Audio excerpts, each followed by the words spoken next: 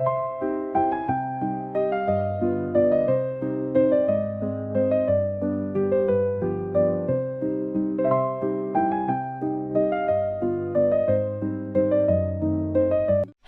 everyone, and welcome back to the Late Night Yap. Today we have a special Halloween episode, and I am so excited. I decided to dress up as Dracula from Monster High. I do kind of have similar hair to her, so I didn't need to wear a wig, so I thought it'd be really cool to do her makeup for the Halloween episodes that we've been doing. We only have one more week left to go over Halloween episodes, and I'm so sad because I love doing these episodes and I love dressing up, but we also have some really cool stuff that we're going to be doing for the next couple holidays coming up, and I couldn't be more excited, so I hope you guys are ready. But for right now, we're going to go ahead and get into these scary Halloween stories. When I was about 13, my mom and dad invited our previous neighbors from the block of flats that we lived until I was 5 years old.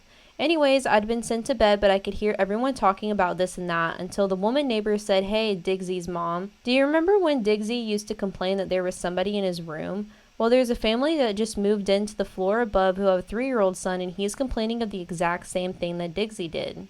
This creeped me out.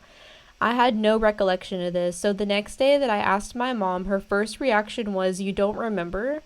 Then she told me all about the weird stuff that used to happen. Footsteps up and down the hall, stuff going missing.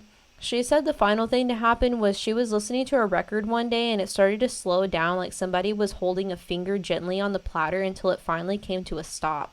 My mom said that she snapped at this point and started shouting, "Will you leave us the F alone?" And as soon as she said this, the record went straight back to playing normally and we never experienced anything again. I've never experienced anything like that, and since these days I'm skeptical of such stories, but I believe my mom, strangest thing is how I found out about it from someone else 10 years later experiencing something similar. So, Reddit, Halloween is upon us. Now is your chance to share something freaky. Now, we are going to go ahead and get into our next story. When I was little, my parents would let me stay up late on the weekends, watch TV until I fell asleep. I really loved these times, and I would stay up later than anybody else just because I could. Well, one night I was almost asleep on the couch when I heard a noise on our front porch. It was the sound of our old-fashioned porch swing moving back and forth. I was a little scared, so I crept toward the bay of windows in my living room and peeked out towards the porch. Sitting on my porch swing was an older woman, probably in her 50s, wearing nothing but a nightgown covered in red substance, holding a huge kitchen knife. I flipped out immediately and ran screaming into my parents' room and was too terrified to form words. My parents saw that I was upset, but when I finally was able to tell them what I saw, my dad got really angry and told me that it was just a dream and to go back to bed. I refused and kept crying and screaming until he had enough and snatched my arm and dragged me towards the door to prove that there was nothing there. I kicked and screamed all the way trying to make him stop, but he kept pulling me. Finally, we got to the door, he unlocked it, swung it open, and said, "See, there's nothing." To this day, I have never seen the look of fear and shock on his face when the woman turned and stared at both of us and slowly stood up with the knife. My dad slammed the door shut, and my mom called the police while he went and got his pew-pew. He went back to the door with a 12 gauge and cracked the door enough to stick the barrel out. He asked her what she was doing, and she said, "Somebody unalived my husband, but it wasn't me." My dad told her that the police were coming, and she freaked out, grabbed the knife, and walked away. The police found her 15 minutes later trying to break into one of the neighbors' houses. I never slept in the living room again. Oh yeah, I forgot that after she left, my dad called and warned my crazy uncle who lived next door what was happening. He pointed at her and said, "Just keep moving, bitch." Yo, y'all definitely live in the South. Update. I just talked to my mom and she said that they never really found out the whole story, but apparently she was crazy and off her medication. Her and her husband got into a fight and she tried to attack him with the knife but didn't seriously hurt him. When he got her out of the house, she cut herself with the knife, either trying to unalive herself or make it look like her husband did. The police never talked to us about it, so that's just what they heard from the woman neighbor. It was about 1 a.m. He heard a noise outside his front door. His front yard is really dark, so he looked through the peephole rather than opening the door. He couldn't see anything, but he could tell something was below the peephole. He decided to open the door slowly, and as he did, an older lady whose face was covered in red substance and only wearing a t-shirt, no underwear or pants, tried to run into the house. He slammed the door on her, called the cops. While waiting for the cops, he kept looking out the little hole of the door, and every so often she would scurry back and forth on his front lawn. I wasn't there, but I picture it like the alien at the birthday party in Signs. So the cop finally shows up and detains the woman, and they get to the bottom of the story. It turns out the woman was his neighbor, and she was extremely drunk. She had been drinking and locked herself out of the house and tried to get back in by breaking the window with her face and hands. Side note, the neighbor no longer calls the cops when my friend has parties. Yo, that's crazy. She got drunk and headbutted the freaking window. Like, girl, what? My university was bisected by a lake with a bridge going across it on an island gazebo in the middle. One night I was walking down the side of the lake about to cross the bridge to go to a dorm on the other side. As I was walking down the sidewalk, I noticed some kid in a gray-white hoodie with his hood up. Walking across the section of the bridge on my side of the gazebo towards my sidewalk, I didn't think anything of him until I walked by a big tree which blocked the sight for a second. When I got past the tree, I happened to glance back at the bridge, and there was no one there. He couldn't have possibly walked off the bridge, and he would have had to go right by me. And if he had turned around the split second I couldn't see him, he wouldn't have had any time to get all the way back to the island either. He was just gone. This gets creepier. About a year later, I was about to tell the story to my friend who had been abroad that semester. He never heard it, and before I even got to what I saw, he cut in with, "Wait, did you see a guy in a hoodie disappear?" Yes, he had seen something like this freshman year. Effing weird. I hated walking across that bridge alone from then on out. When I was about 7 years old, I went on a walk with my babysitter. We were walking back a mile or so to my house on a fairly busy road, and about halfway there, she says we should play Simon Says. At first, we walk faster, then skip, then jog lightly. Then she says, Simon Says, run as fast as you can. Simon Says, turn here. I was slightly confused but played along. As we turned down the driveway, I looked back and saw two guys chasing after us, one with a bat and the other with a knife. We ran to a house and some old people living let us in thankfully.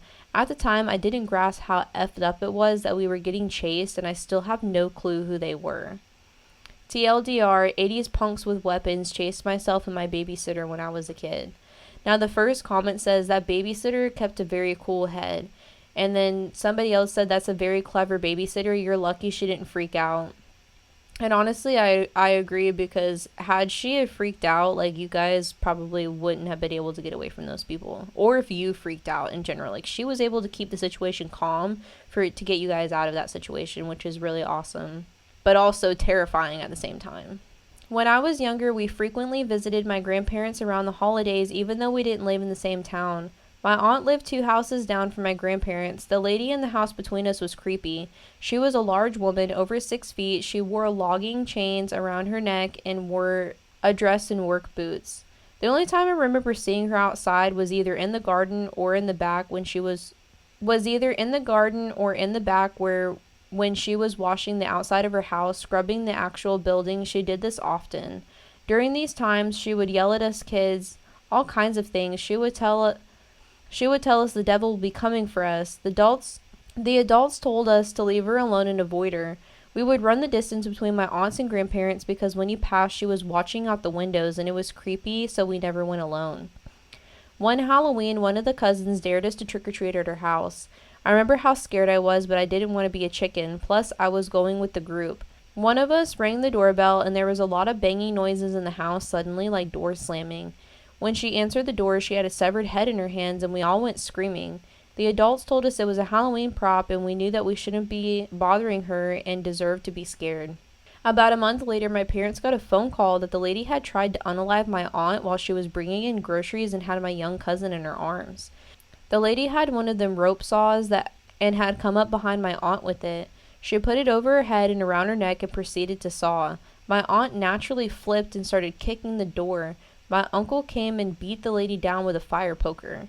The police investigation revealed that the woman had been digging tunnels under her home, which were coming up under my aunt's, grandparents, and another neighbor's house.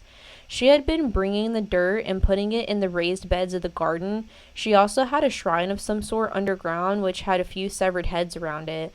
My aunt survived, by the way. She has a huge scar across her neck. Firstly, my wife is also a Redditor. She has been severely traumatized by a recent experience. She does not like to talk about it, so to prevent anyone from sending her messages, this is a throwaway account. My wife and I bought our first house in February of 2010. We immediately fell in love with it as soon as we laid eyes on it. It had everything we wanted plus a few extras. For the first month, everything was great. Lots of painting and decorating, just getting it the way we wanted. Then, weird things randomly started to happen. First, it was small things like things upstairs being moved, put in completely different rooms than they belonged. I chalked it up to my wife forgetting to put things back where they belong. The house also started to creak pretty loud. This is a fairly new house, so I figured it was probably settling as most new houses tend to do. One day, the wife and I were preparing dinner in the kitchen. Our stairs sits right next to the kitchen entrance, so any noise upstairs was clearly audible into the kitchen. I turned off the water at the kitchen sink. As soon as I did, we both heard a cough. We have no kids and no one was visiting. The windows were all shut. The television was not on. This sent the coldest chill down my spine, and I could feel the color rushing from my face. I looked to my wife and she had gone pale too and had this look of absolute fear. Someone was in her house and they were upstairs. I quickly grabbed the sharpest knife I could and my wife called the police. I walked to the bottom of the steps and stood silently and heard a loud pop and creak just like the one I'd always heard the house make. My hands were shaking and my wife was whispering into the 911 operator telling them that we think we may have a robber in our home. The police arrived in minutes. Thankfully, they had been patrolling nearby. The officer walks slowly up the stairs. He calls out, "This is the police. Is anyone upstairs?" No response. I'm right behind him, walking up the stairs. We look into the first bedroom and closet, empty. No one in the half bath either. Last room is my office where I have my PC. No one in the room or the closet. I felt the tension ease away and felt like a complete tool, making this officer search the house only to find nothing. We turned to walk out of the room, and right above us, we heard a creak. I just about shat my pants. In my office closet, there is an attic access. The officer pulls the step down again and calls, "Is anyone there? This is the police," and no response. He turns on the flashlight and peeks his head up. He finds a man in his 40s kneeling there in the attic, looking right at him. He tells the man to come out and put his hands behind his head. They arrest the man. He didn't say a word the whole time and would not look anyone in the eye. He was scruffy looking and had dirty clothes on. Me and my wife were freaking out. I don't think any of us have ever fully gotten over it. After questioning the man in the police station, we found out that he was a homeless man who found refuge in the house while it was on the market. He said the doors were unlocked, so he stayed there. Apparently a realtor must have forgotten to lock the door after showing the house. He said that when people would come to the house, he would hide in the second floor attic. We bought the house and this guy was living in it for a whole month without us even knowing. It really freaks me out still just thinking about it. Alright, you guys, that is going to be the end of our spooky episode. I hope that you guys enjoyed this week's stories. We have one more week left of Halloween episodes, and after that we'll be getting into our other stories for the holidays. We're going to be reading Thanksgiving stories, and we're going to be reading family drama stories, Christmas stories, all of the above. I cannot wait to celebrate the holidays with you guys, and I will see you all next time. Bye!